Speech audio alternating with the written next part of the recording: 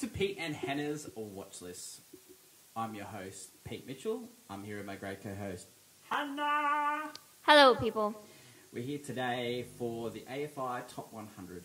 But before we begin, let us tell the viewers and the listeners what they should do. Could you pretty please leave a like and subscribe to our channels? And leave a comment down below on your favourite movie so far in the AFI Top 100. Hit the notification button and you'll get great content like this one, including our TV podcast. We interrupt regular programming, the AFI Top 100. We've got What's Next, and we've also got movie news this week, which will include a recap of the Oscar nominations. Oh. But we're here today for the AFI Top 100, and today, movie number 92, and the movie is Goodfellas. Hannah, have you seen Goodfellas before? Yes, once before I have. But this is the second viewing of said film. I've seen it many times. Saw it when I was a kid, and I've watched it heaps of times since. Currently, you can find it on Netflix. It's from 1990. It was released in December 19th, 1990. And it goes for 2 hours, 24 minutes, approximately. The elevator pitch. It's a true story of Snitch, Henry Hill. Yeah. Film takes place between 1955 and 1980. The film bros love this movie. Yes. They love this movie. The maker studios was Warner Brothers. Big things happened for Warner Brothers in 1990. They got taken over by Time magazine and they became Time Warner. Yeah. And that was the entity until AT&T took it over, and then now it's taken over by Discovery. So we get Discovery, Warner Brothers now. Not a brilliant run in 1990 for Warner Brothers. They were supposed to have a huge hit with Bonfire of the Vanities, but that failed miserably. Yeah. And Goodfellas was one of the only ones that got nominated for Oscars that year for Warner Brothers. They had a great year the year before in 1989. They had 89 would have been there. Batman, and they had also Christmas Vacation. Yeah. So huge wins for Warner Brothers. Let us talk about Goodfellas. It was based on a book written by Nicholas Pileggi, who wrote a book called The Wise Guy. Yes. And it was based on an account from Henry Hill, who was a mob person that turned on his fellow mob people and to avoid jail sentence. And this is his story. While he was writing this, Martin Scorsese got wind of this book, and he wasn't going to do any more mob movies, Scorsese, but he heard about this book. And when he read it on the set of Colour of Money. Oh. And he rang Nicholas and he said, "This is the book I've been waiting all my life for." Wow. Yeah.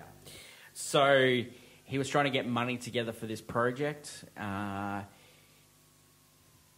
He finally got money for Last Temptation of Christ. And so he made that. And so it put this movie back a bit further. The only way he got the green lit for this movie was when Robert De Niro came on. Yeah, and they got their budget. And their budget was $25 million. Yeah, that's Now, bad. Nicholas and Martin Scorsese wrote this movie based on his book. Yeah. And they had like 12 different scripts, 12 different drafts of the script. And even when they had the script, a lot of this was improvised. Oh, okay. We'll go into some famous bits. You know what? That makes a lot of sense. So they had to change the name from Wise Guys to Goodfellas because there was a TV show and there was also a Brian De Palma movie named Wise Guys, which came out in 1986. Honestly, better choice. Martin Scorsese filmed this from storyboards. Yeah. He wanted it to be a rough cuts. He wanted to have that documentary feel. He based the narration on the documentary. He also based it on a movie from 1962, Jules and Jim. When I said to you that a lot of stuff was improvised, they got a lot of their ideas from Joe Pesci. Because Joe Pesci, he grew up around the mob Yeah, No okay. good. He was famous. He was like one of the assistants for the Jersey Boys. You know, Frankie Valli and the Okay. yeah. So he one of the- would have. yeah. He's like in the know. Yeah, The lingo, the such, you know. 100%. So The that tough story with the you're a funny guy, that was from when he was a waiter at one of the restaurants, and That's so he got that. amazing. So that's a famous scene. Mobsters were hired as extras in this movie, and they didn't tell Warner Brothers they were mobsters, and they actually gave fake social security numbers to Brilliant. to Brilliant. to get paid. You know what? I love movies that are made by and for the clientele they're going for. Some great people worked on this movie. Barry Sonnenfeld, who directed the Men in Black movies. Ah. He was the guy that shot the first half of this movie. Wow. While someone else who ended up being the director of project photography was working on Postcards from the Edge. Ah, wow. A lot of the bodies that were in this movie that were dead, they never had been found. Yes. Hill later admitted that he killed 3 people. There was a lot of stories that they couldn't actually include in this movie. There was this it's sort of mentioned in the movie that Boston College point shaving scandal. Well, that was instigated by Jimmy and Henry, and so they made lots of money on that.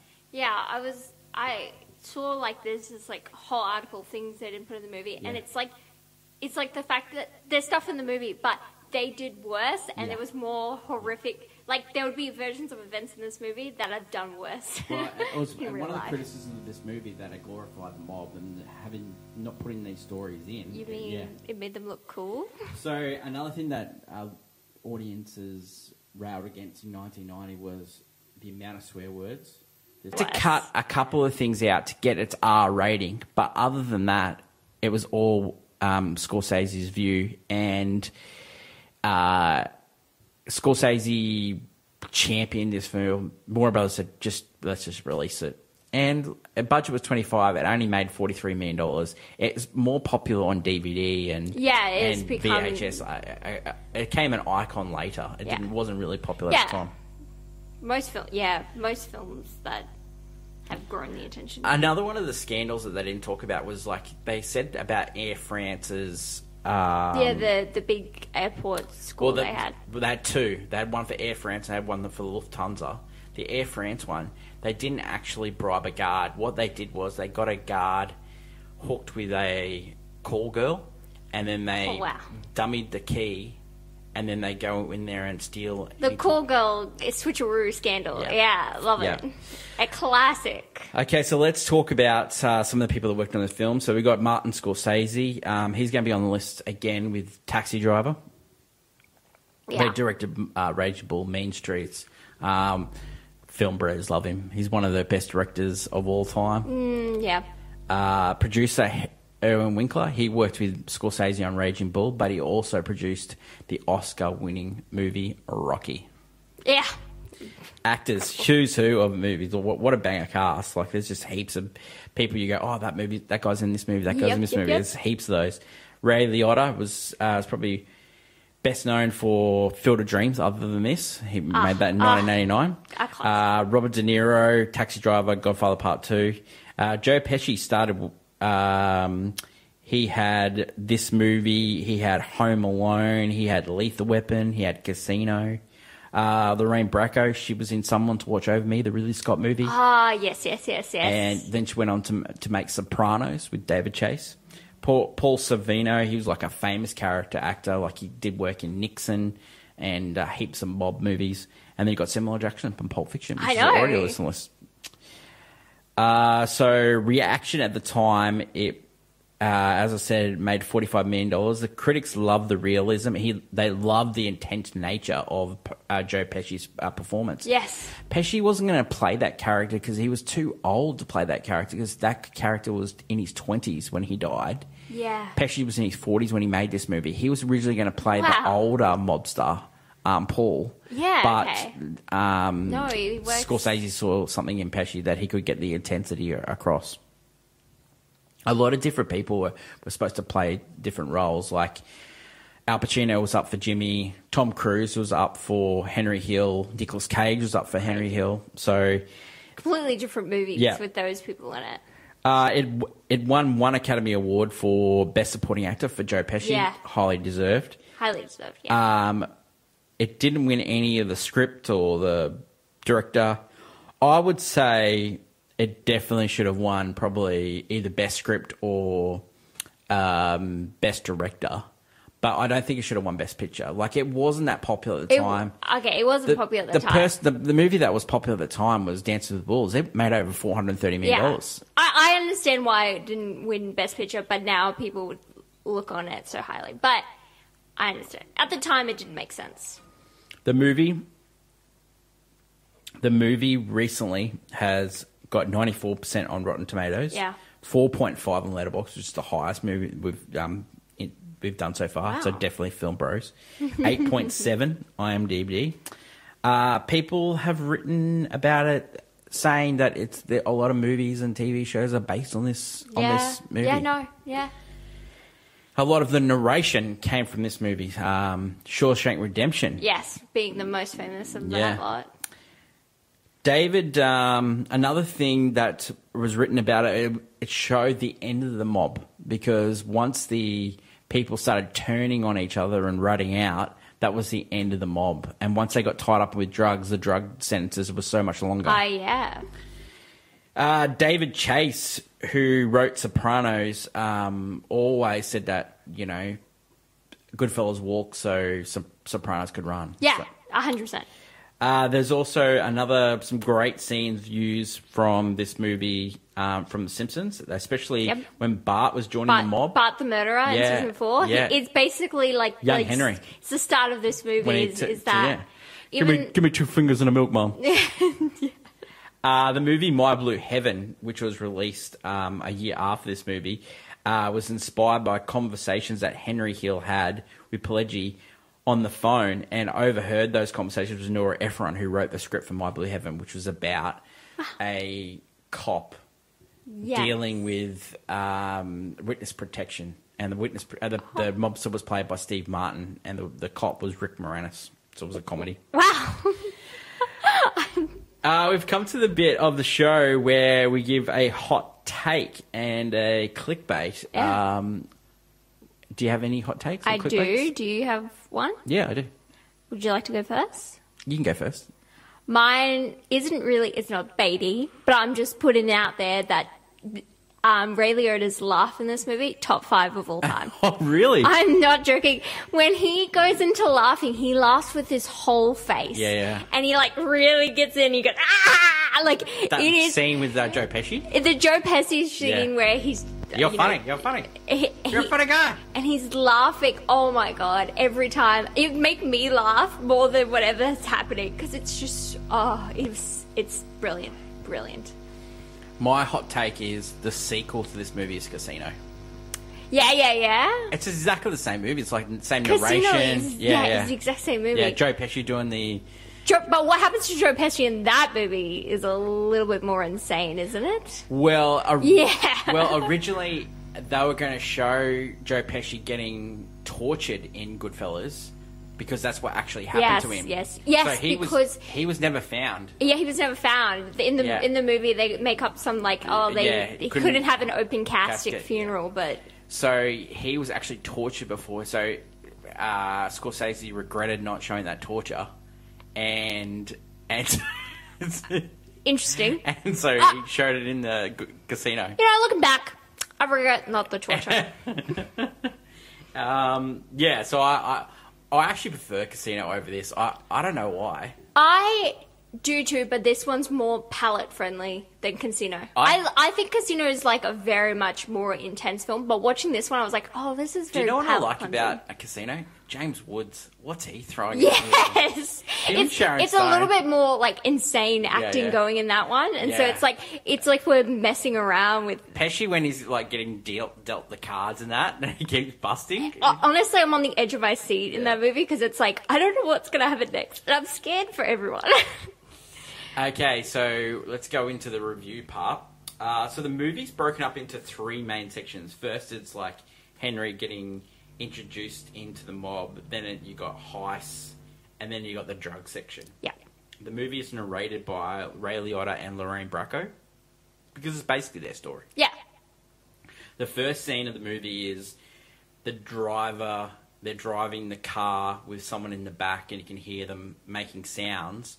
And then you get the brutal scene of Pesci stabbing the guy and Jimmy Conway shooting the guy in the back of the trunk. And then we go back to the start where Henry Hill is a kid who is half Irish, half Italian. You also get the famous quote, I always wanted to be a gangster. Yeah. The best story of that scene is when he's getting beaten by his father for not going to school. So the mob threaten the postie for not... Yeah, for don't you send those letters to that house. And it's like, that's solid work. Then you get Henry meeting Robert De Niro. Then you see Henry getting pinched for the first time. And then this is where he gets really indoctrinated into the way. He's like, you did your first thing, and all of them celebrate him and pat him on the back for not dobbing in on that. They're sort of teaching him the ways. He also meets Tommy, which is Joe Pesci's character, at the same time as well. Yeah. Ray Liotta, then you see, going forward, Ray Liotta is older, and they introduce everyone in the movie through a great famous scene where they go through the restaurant. Right, and he's going through the different names. Goes through the nicknames, and it's basically all about the philosophy of the mob. You know? Yeah. So it's really well done. Yeah, if you really didn't know anything about the mob, you watch this movie, you go, yeah, you know a lot about the mob. Then they talk about the Air France robbery. Then you get into Joe Pesci telling stories, which is just hilarious. And then you get the funny line. You're a funny guy. You're a funny guy. And then it's like, what do you mean funny? And do I amuse you? And he just turns on a dime. And you think, well, what's going to happen here? This is Joe Pesci just at his finest. And this just gives you a little glimpse of what's going to happen. And how unhinged this whole movie is. 100%. After that, you get the introduction of Lorraine Bracco. It's a great way how they get introduced and how they don't really like each other, and then he stands her up, and then she chases him down. Yeah. I can't believe he's attracted to this. Wow, eyes like Liz Taylor. In these scenes here, where you get they go through the back of Coca Cabana. The reason why he went through the back because he didn't have permission to shoot through the front. But it's a great way of introducing how this guy was connected. Yeah. And they had great music of this. He has 30 songs he uses in this movie. Yeah, very much crooners and such that play really well with the tone of the film. Even before they finished the script, he had the music chosen for this movie. Which is great because it really blends really well with the film. Maury's introduced at this stage, the famous rug guy. Henry attacks Karen's neighbour, which is just an absolute brutal scene. Pistol whips the guy. Yeah. And Karen narrates that scene, and he says, I was more attracted to him ever. You know, yeah, because she's like, my dude, he would do that for me? Oh, and he wants me to hide a gun? This sounds fun. And then we go into the wedding, and then you get into the period where... he's just doing scores and stuff. Yeah, you get to a period where Ray Liotta is... sleeping around, and Karen is going out all night. Yeah, he's doing what's considered to be the normal in a mob boss life. He's starting to he's got that married life, got a woman on the side, got his Fridays and Mondays all sorted out, At the same time, you get Pesci going into two things where, one, he kills the maid guy for ticking him off because they're about to shoe shining, which is a big no-no, and you're going back to the start of the movie then. And then you get the famous scene where he kills Spider for calling him... kid who... Just trying to stick up for himself after he got shot, which wasn't Tommy's fault whatsoever. Just the brutality of Joe Pesci. Yeah, but that's because But then you get the juxtaposition of, they go to the mum's house to find some knives to cut him up. And then the mum, which is played by Scorsese's mum... That's adorable. ...comes down, and Scorsese never told his mum what the scene was about. It was just about her son coming home and then cooking. All that was improvised. It was just That's all adorable. Just going. And you know what? It's Yeah. it's like, oh, I need to use this knife. There's a paw. Oh, hoof in the car. So Joe Pesci didn't find any of those scenes tough, but he found the scene where he had to kill Spider the toughest of this movie. I guess because Well, it's he's just doing a it for no kid. reason. Yeah, it was just a kid who, I don't know. Finally, all the cheating comes to a head because, like, Henry's got a Goomba on the side, and Karen points a gun famously at Henry Hill. He wakes up, and the point of view of Karen is the camera, and the gun is pointed to the forehead of Ray Liotta. And so then they break up. He has to get convinced to go back together. Yeah, because you can't, you got to look like you're happy married. Yeah. You can't do this. He also gets convinced to go down to Florida to help Jimmy do a job down there. Which seems to be, if you go down to Florida, that means you're going to be put up or... Yeah. So they get in trouble because the guy that they hang over a lion pit was actually his sister worked for the FBI. I mean, talk about... So then from there you get Small world. the famous scene of the gangsters dining in the jail, and then you get you adorable. put too much onion in the sauce and all that Adorable. stuff. The finely cut garlic, and yeah, a great fight between Karen and Henry in that jail too. It's a great fight in that scene because like Henry. This is where the movie changes completely because Henry has to deal drugs to get enough money for Karen to live on the outside because everyone just...